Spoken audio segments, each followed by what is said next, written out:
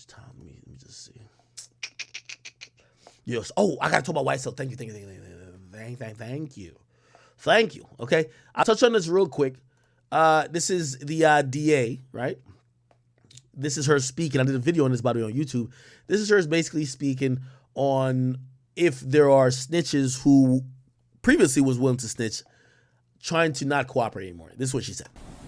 We've seen a lot of delays in people not wanting to testify, and even some people who originally were willing to testify now filing to delay. Do you think this is part of a general tactic to push it as far past the election as possible by certain people?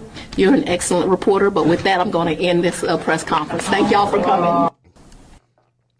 By the way, so I've been giving a little bit more information, even maybe what I may have known on the video that I did on YouTube. So let me give you the breakdown. This necessarily wasn't just solely about the YSL case. There isn't, like, the trial dates, the earliest one is in January. From what I hear, about 10 to 12 of the defendants out of the 28 don't have attorneys. Honestly, it's unlikely this shit will go to trial anyway in January. I think a lot of attorneys are going to go for adjournments. People are going to want to push the shit back. People are going to start coming to plea deals. And, of course, there will be snitches. Now, let me just speak on that. One of the situations and the reasons why this district attorney is very concerned about the welfare of the people that are going to be testifying is because they are kind of needed for conviction. This whole situation, if you especially look at Young Thug doesn't get convicted unless niggas actually tell on him. I'm going to be honest with you. No one tells on Young Thug. I think you'll be very hard to secure a beyond reasonable doubt guilty verdict, because everything could be circumstantial. Everything could be it just happenstance in the sense of, yeah, not because Thug rented a vehicle means he instructed somebody to do the killing. What proof do you have that he told somebody to go do a killing? Did you ever find Thug with a gun in his hand at any time? Did you ever? So basically, it's going to require somebody piecing it together. It's going to require somebody cooperating to say, well, why did you buy 2 ski masks over here and then give it to this person here? We have you on surveillance tape buying the ski mask. Why would you do that? Like, the ski mask was used as a murder. You're going to be accessory to murder or something like that. Now, that person who probably isn't in a gang, it could be a girl, somebody's baby mama, somebody's girlfriend, somebody that's just out the way. They'd be like, yo, okay, I'm going to cooperate and say, well, this is a guy who told me to buy a ski mask. And when he told me to buy a ski mask, Young Thug was right there. Young Thug pulled up to the same spot when they told me to. So it's one of those things where, like, this RICO case and pretty much all RICO cases usually rely on confidential informants. Now, I think one of the things that we don't know at this point, and it hasn't been revealed yet because the full discovery isn't all the way submitted, we found out that some people were cooperating basically over years. What we haven't found out is, I won't say not necessarily who, but exactly what they have in terms of, remember in the 6ix9ine case, we found out pretty close to trial that the driver had 6ix9ine's car bugged. You get what I mean? They kept that secret for a very long time. You get me? They just said in court for a long time, we have video of the kidnapping, right? When everybody heard video of the kidnapping at first, that this was doing bail hearings and shit like that, people are like, oh, okay, well, maybe they caught a surveillance footage of it. It was until they were close to going to trial and they submitted the full discovery, they basically said, no, the driver of the car was basically a government agent because we wired his car with his consent and he knew all this was being taped. You get what I mean? And yeah, when they pulled that shit out in court, 4K footage of you kidnapping 6ix9ine, you're going to jail. So these are things that I believe that the prosecutor probably has, but I do believe that, you know, people like, say, 6ix9ine's driver, there's always going to be a few of those, right? Like people who have been caught up in some shit and assisted the police with their further investigations. I think what this might even allude to is that the main witnesses, Then like there was a nigga named YSL Woody.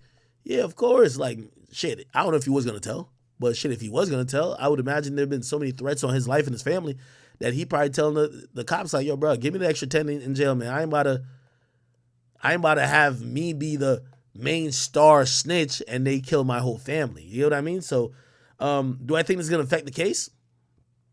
Somewhat. Do I think it's gonna make them beat the case? Hell no. Bro, it's 28 niggas, my nigga. It's like, yo, first of all, they always say two people could keep a secret if you kill the other person. Think about that. 3 people can't keep a secret. 28 motherfuckers, if you think they about to stand solid, get the fuck on out of here. You get what I mean? And I think that's the point. Somebody said, yeah, you gonna pay the snitches? Nah, I think this is serious, man. There's 2 situations, and by the way, she talked about it, touched on it real quick. You know, when they mention this too, they're talking about elections coming up. You know, the district attorney is an elected position. Also, there's a lot of politics at play. There's a lot of politics at play when it comes to YSL. There's a lot of politics at play when it comes to, obviously, the DA trying to make sure that she gets to the White House somehow. Remember, Kamala Harris, she got to the position she got in, which I was always like, it's crazy when I see black people will support any black face. Like recently when I said the Trump shit on, I was like, yo, I ain't gonna lie, if right now I was voting and it was Trump and Biden, I'm voting for Trump. People are like, oh my God, you said Trump. And everybody's wild. It's like, bro, like y'all gotta be able to think for yourself. You don't have to even agree with that. And by the way, I might even switch my opinion. Who cares? But bro, you gotta be able to like just stand on an opinion and also just not be a sheep. It's like, put like this. Kamala Harris, you know how she got to the fucking White House? She gained a reputation by being tough on crime. What did that mean? She gained a reputation by locking away people that look like her. Not saying that she shouldn't, because most of them were doing crime, but she went in the precinct. She had the face and the color that people couldn't say, oh, it's racist. And she fucking put hard years on niggas. That's how she gained a reputation. And then they say, well, we could use your face and complexion to get the black people to fuck with us. So what it is, what do you think she's doing? She's targeting, bro, she said she watches Real Housewives of Atlanta. And she said, yo, she's locking up a nigga who robbed one of the people on the show because she likes the show. Bro, she's literally like, again, by the way, she is going at Trump too. She's going at Trump for some like voting shit. But outside of that, she's primarily targeting black people with crime. When I say that, I'm saying that crime happens all around. Crime happens with fucking white collar crime. It's a lot of people doing crime or potentially doing crimes. And she's more involved in just gang shit. Now, granted, shootings and shit like that has gotten out of hand. So they're like, I don't think people are looking at her like, yo, you're a sellout, because truthfully, people keep saying that Atlanta has changed. Niggas have just turned that shit into a shooting zone and people don't like it. However, she's going to gain her reputation off of locking up some of these people. So here's what I'm saying. She got to play this also very close to ear. She got to be very keen on this. I'm going to tell you why. When it comes to election time, when it comes to, you know, obviously the fate of her being in the balance, she needs convictions. She needs murder stats down, shooting stats down, to justify why you've locked up so many people who, to the masses, they love. Atlanta loves Young Thug. So to justify why you have Young Thug in jail and you want to keep your job, you got to show that ever since we locked up Young Thug and his comrades, crime went down. So I'm right. Right? So again, they're playing politics a lot. You know, she has to be aware of these timelines, and, you know, she's trying to make, like, if you ever watch The Wire, I think it's the best TV show ever.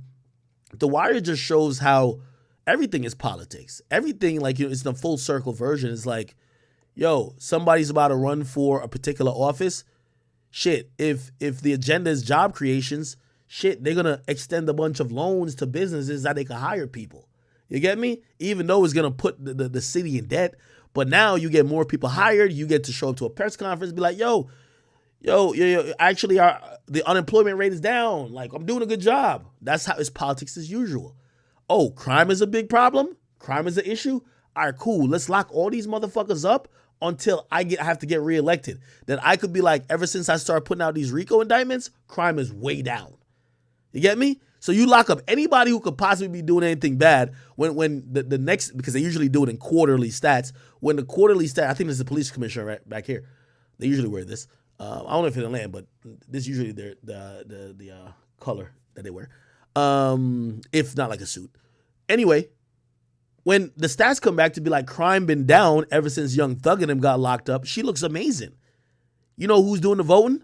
Not the Thugger fans. It's going to be like the regular people, the old people in the communities who just want to see results. Be like, okay, there's been less shooting on Cleveland Ave. You know what I mean? Cleveland been quiet. Great. Let's put her back in office. So there's a lot of politics being played.